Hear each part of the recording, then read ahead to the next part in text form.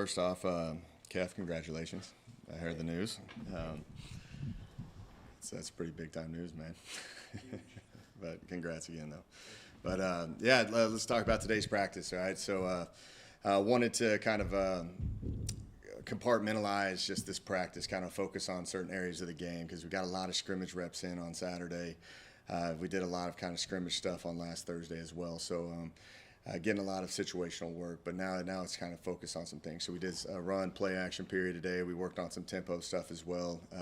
Did a lot of red zone emphasis stuff today. So a lot of new plays. I thought there was good energy, especially on the defensive side. I thought the defense brought it today, got after the offense extremely well, and it's pleasing to me to watch. I'm really curious to see how the offense is going to respond on Thursday because right now they're getting challenged pretty hard by their coaches. So, that's what you got to experience in spring football.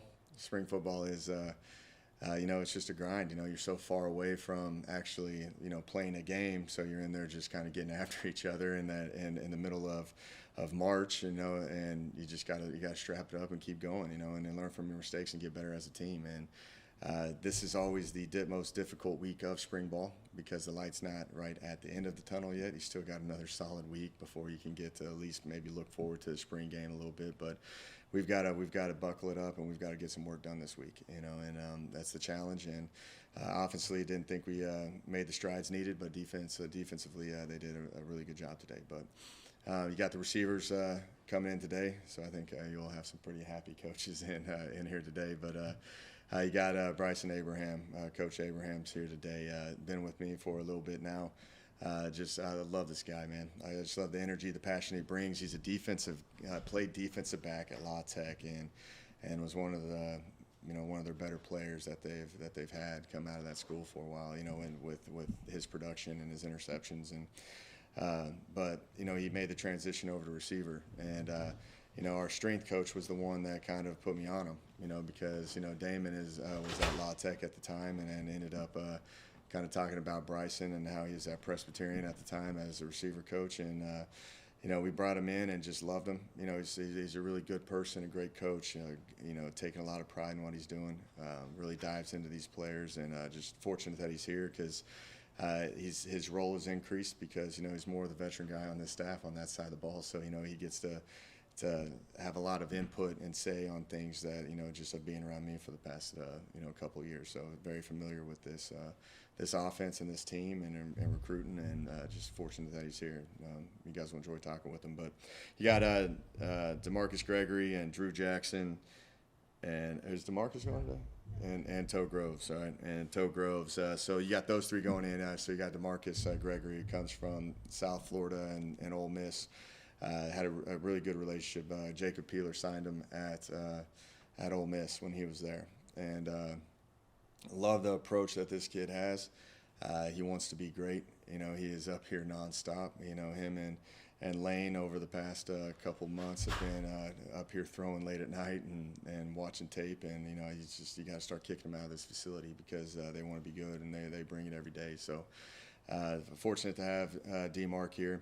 You got Drew Jackson, who Drew's got an interesting story because he's also a long jumper as well for our track team, and he's actually I think sitting 75th in the country right now, and plans on actually increasing that. So he's actually doing dual sports right now, but he's a veteran. He understands what he's doing. I think he's gotten better every single time he steps on that field. And that's. You can tell the confidence in him because he knows what he's doing. He's repped it a lot. So, looking forward to a big year for him. And then you got Toe Groves, Rontavious Groves. Toe is, healthy. That's probably the thing. He broke his foot last year and had to sit out a lot of games and then never really came back full strength. But he looks great out there. He's got a savviness and a maturity to him. He's seen it all, done it all. And looking forward for a big year for him because he's coming back for a 6th year due to that injury, and it's really kind of pulled on the leadership role of this receiver group, because everybody likes him. He's vocal, works hard, and he knows what he's doing. So you got 3 guys that you're going to talk to today that are going to be pretty good for you. So, but yeah, looking forward to Thursday. It'll be a regular practice as well, more. Focused on probably blitz and kind of some red zone stuff, and then we'll put it down on Saturday and scrimmage again. So, questions? You have Brady McBride announced he's entering the transfer portal. What led to that decision for him? And did you guys talk about it at all, or how'd that go down? Yeah, after Thursday's practice, Brady and I had a constructive talk, and it was, like love that kid, love where he's at, like just who he is, and I want the best for him, and we both kind of decided that it'd be best for him to go, and there's nothing personal about it. It was a tough decision for him, and I'll leave the kind of details of the conversation to me and him, but. I want the best for him, and he's still got a lot of ball left. He's still got 2 more years of eligibility, and he's going to find a spot here and be successful. And I appreciate everything that he's done for our program and where he's and being with me for the 3 years I've been here. And he's a great teammate, a great person, and really looking forward to what his future entails. Coach, was that something that you were expecting to happen, or was it really just that conversation that led to? No, I'm always thinking ahead, for the what-if moments and stuff like that. But we prepared as a staff in December, January, if that could potentially happen. Like it's part of the game. You have to bring in as many guys as you can. Especially in today's time. You got to try to keep the competition up as high as it can go, and then we're still planning on bringing in more quarterbacks. That was the plan initially, anyways. So. That wasn't the leading decision to all of it. It's just as a coaching staff, you have to prepare for the worst, and if someone leaves or not, that goes with any position. Like I think the way roster management is nowadays, like you don't know what's going to happen. I feel good about the roster this year. We'll see what happens after the end of this year. You just never know what's going to happen, but you got to prepare for it and contingency plan as much as possible. With Brady out, the longest tenured quarterbacks you have now are Ty Evans and Tanner Pruitt. Neither one's thrown a pass. Do you think they still have a good feeling of the system, the year they were in, to kind of help the other guys come along, Dylan and Lane, kind of help them with the system? Yeah. Good to have that experience. No, I'm saying it's they've been around this program for a year, so they know how to operate it and communicate it. We just got to keep repping it with everybody. That's kind of the focus that it's been. Been doing a lot of reps with Ty lately, and then he's just going to keep continuing to get better.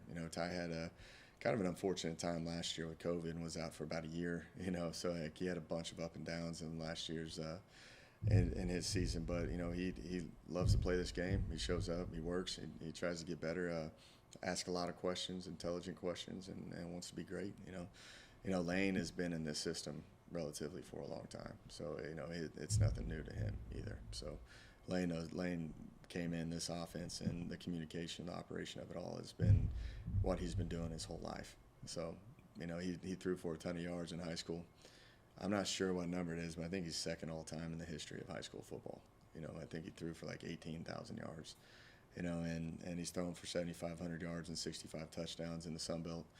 So he's played a lot too. So I feel comfortable with that at that position, but you still got to keep bringing in guys and developing them, because you never know what happens. Injury occurs, and also the transfer portal is always a hot thing. So you just got to be ready for anything. You mentioned Ty Evans up and down last year due to COVID. Do you see a big difference in him after getting a little bit more removed from that in the spring? And where do you see that improvement? Yeah, if you looked at him last year, I thought he had a good spring. All right, and then I thought he had a great fall camp, and then COVID hit, and he ended up being out for a long time. And when he came back from COVID, it was just kind of like, all right, he hadn't played football in like almost a month. He was almost out a month in that time. So it's just kind of, we had to start it all back over, and he never really got back into his stride, and the frustrations of him, and it's a real thing, on how you just sit out for a little bit and get thrown into the mix, and you're just not exactly where you want to be. So in the offseason, I just told him to step away for the game for a little bit and then start easing your way back in at throwing the football. And he came back out, and he looked pretty good, at the beginning of spring ball. And now, the reps are increasing more. The situations is the thing that I got to get him better prepared for. So I'm throwing a lot of things at him right now, because he's got to be able to handle it. But he's finally starting to get back in the swing of things, and I'm happy for him, because there were some frustrating times for him last year, but he's looking good, and he's competing at a high level right now. And with Lane coming in, this being his first spring here, what's kind of the biggest learning curve for him coming onto a new team? A lot of things. It's a lot of new guys, they just don't want to step on too many toes early, but I think his work ethic has given him the respect and the right, to be vocal in a lot of ways, and he's already got that approach. It's also having continuity and trying to figure out, what receivers run the right routes and how the protections work. We might be a little bit different than what he's had in the past, with maybe wider splits or smaller splits or just more run game or, more variety of the pass game. So, he's working through it, and the more he reps, the more comfortable he's going to be. Already has an unbelievable feel of the entire offense because of his work ethic. He literally meets me up here like 6 o'clock in the morning. He stays up here till about 3, runs home, grabs dinner, and comes back up, and then leaves here around 9 o'clock, 10 o'clock at night. So he's up here more than most people. So he'll figure it out just fine. Just because there's a lot of moving parts just coming into a new program, especially at the quarterback position. You mentioned in your opening statement that the offense didn't come along as strongly as the defense did this week. What do you think? What do you think that reason is, and what do you think they need to do to get better? Yeah, I think a lot of it is I think the defense is getting more multiple. The defense is understanding more. I think like typically at the beginning of any time, like whenever you start up a spring ball or a fall camp, the offense normally is clicking a little bit better. And then over time the defense starts to understand how we do things, and and they start understanding just spacings and splits and all that. So it gets pretty competitive, which is good for us.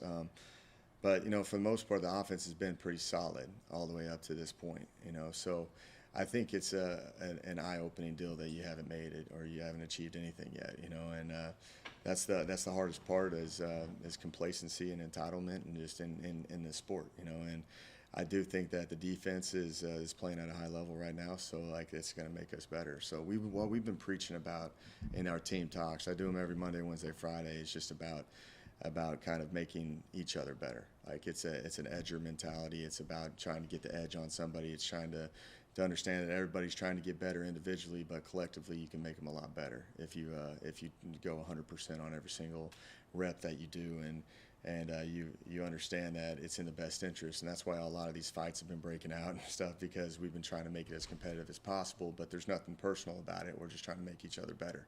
So I'm curious on how is the offense going to respond on Thursday, because we've gotten after the defense, and then the defense comes back and responds. Let's see if the offense can bring it back. And I think if you can challenge kids and have a standard and expectation of like your offense or your defense, and understand that it wasn't acceptable and bring it again on the next day, I think you're going to get better as a program. And there's a lot of variables to this, too, like with when you're out there and we're trying to do a play it scenario, and you don't know if you got a first down, you don't know, it's just kind of all judging where you're at. Like I just tell them to play the next play and go from it, but it's never as bad as it looks, and it's never as good as it looks. So we just got to make sure that we have that edge of competing again, and bringing it back up again on Thursday, and see how we're going to respond as an offense.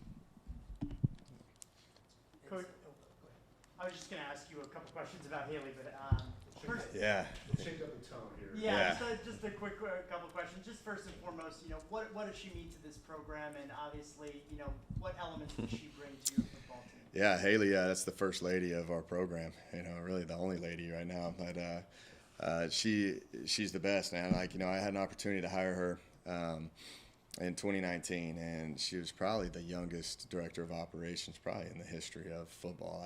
I'd guess. You'd have to fact check me on that, but she's just got a great demeanor and a great personality. She's actually like the one that's always very optimistic about everything around here, which when you get a bunch of grumpy coaches and upset players, and then you have her spirit coming around and trying to just bring each other up, and she does a lot of great work for us. She really organizes everything that we do as a program, from our calendars to like our nutrition plans to how we travel to really just anything that she needs, of just organizing, of getting the staff together. She does a lot of great work over in the administrative building, and that's pretty tough on any young person, and I think I hired her when she was 23 years old, and You know, a lot of people thought I was crazy for it, but you know, I think you know, she's really bought into this program. She's bought into Texas State. She's turned down a lot of Power 5 jobs to stay here. You know, and that just shows you the commitment and the loyalty that she has to our staff here and to this university. And you know, she's got a very bright future and a great career. And you know, there's not very many women in these roles, and I didn't hesitate to hire. And I'm telling you, like the way that the players talk with her, the way that the staff talks with her, you know, she's like all of our little sister, all the coaches, you know, but she does a really good job at just kind of doing the balance between being the same age really as some of these players, and also being a professional, and got a lot of respect for that. And if you ask anybody in this building, you know, she's the one that kind of keeps it all together. So I'm extremely proud of her and of where she's at, and she's got a great future and a great career ahead of her. And just kind of building off that, especially in 2022, inclusion, you're seeing women become, you know, key factors in professional football, college football, different professional sports. How important is it, you know, for someone like her to show maybe younger women who want to be in this role that it can happen? Yeah, I think that's very important in today's time. You know, like the role that she's in, you know, has been very male dominant over the years. But I've been around a lot of them, and I consider her the best one I've ever been around. You know, and that just kind of shows to a lot of people out there that, you know, if you have a drive and a work ethic and you're a good person and you take pride in what you do, that you can be successful. You know, regardless if you're a man or a woman. You know, I've been around this profession my entire life, and you know, Tony Levine at University of Houston was the first one that started. I saw, you know, using that role as a woman for that spot, and you know, I kind of paid attention to it more, and you know, that's what you're always missing. You know, like is kind of a woman touch to a lot of things. You know, so as you say that, you know, but like when you bring in recruits, you know, like who's going to talk to the mom all the time, you know? So Haley's in the mix of that. She also does a lot of recruiting and talks about how much she loves this place and just gets to be involved with that, you know? I always say that there's two women in my life that yell at me, and it's Haley and my wife. So it's just like, you know, like I just add that on to me. But she does a great job and understands just what we need to do, and understands her role and how, you know, there's a lot of eyes on her, but you know, I don't think she looks at like she's just trying to prove, you know, people wrong. I think she's just, you know, working her job one day at a time at doing something that she loves to do, and I think that just rubs off on everybody else. Was she destined to work in football with a name like Blocker? You know what? I never looked at it like that, but yeah, like, you know, she was here with the previous staff, and you know, I think this is what she wanted to do. And, you know, when I got here, I had, you know, a lot of like new coach, didn't know much about I knew a lot about the area, but I don't know the inner workings of it all. And you know, got to be around her for a little bit, for about 3-4 months, you know, and really made the transition to putting her in that role. And, you know, we had a lot of good discussions early, you know, and took a lot of my time up for sure, but it was good because I talked to her like, all right, this is how you travel, like, and there's a perception to everything that we do. You know, this is how we do media. Like, you know, when we first started doing media, you know, we were just doing it outside. Now we've got a podium. We got like everything is just all about perception and making it better. And this is how I did it at the previous schools, and this is how other people have done it. And she took a ton of notes. And I'm telling you, like, when we travel, it's just like how it is at any school I've been at. You know, when we do media, or when we feed the players, or when we do things like it's at, you know, it's comparable to the highest levels, because we've taken a lot of pride and changed it, you know, and she's taken a lot of notes on it, and you know, she's listened to me, and then she puts her little spin on it as well. And you know, it's tough because there's a lot of people there's 250 people in our organization, you know, like that you think about, like from equipment managers to student managers to film and video people and strength staff and our normal staff and our players and academic side of things. Like, there's just a lot of moving parts, and she coordinates it all, and it takes a lot of pressure and stress off of me, so I can focus on football, which actually matters for me. So. Just back to a football question here, obviously, being with her today and talking about the optimism surrounding this program. Obviously, some veterans on this team, some really good talent. how do you feel early on? I mean, is there more optimism this year than maybe in other years where you think you're going to kind of maybe break through this year? Yeah, and that's these kids, they want to win, you know, and they're experienced group, you know, and they know, you know, we've taken a lot of self-reflection and team reflection on like what do we got to do to make the next steps, you know, and correct the mistakes, and what do we got to be, what does our emphasis need to be more on, you know, and it's got to be a smarter football team, and we've got to be more physical, and we got to be like, we've got to bring the edge.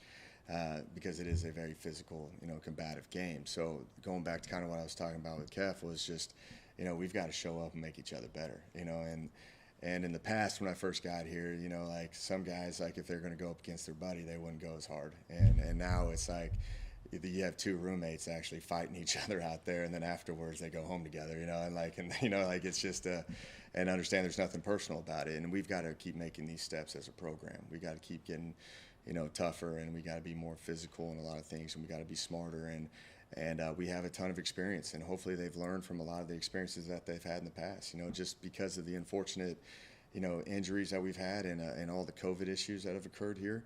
A lot of these guys have played in games, you know, so, you know, what are you doing to try to improve your game? And you got to be better than what you were last year, or better than what you were the day before, and that's the challenge of, we got to make sure that like the offense today needs to respond on Thursday, you know, because if not, then we're not going to be getting better as a program, and those are the talks that we have, and the pressure that we put on them, because, you know, we know that we got a chance to be pretty good, you know, and we just got to make sure that we take it one day at a time right now.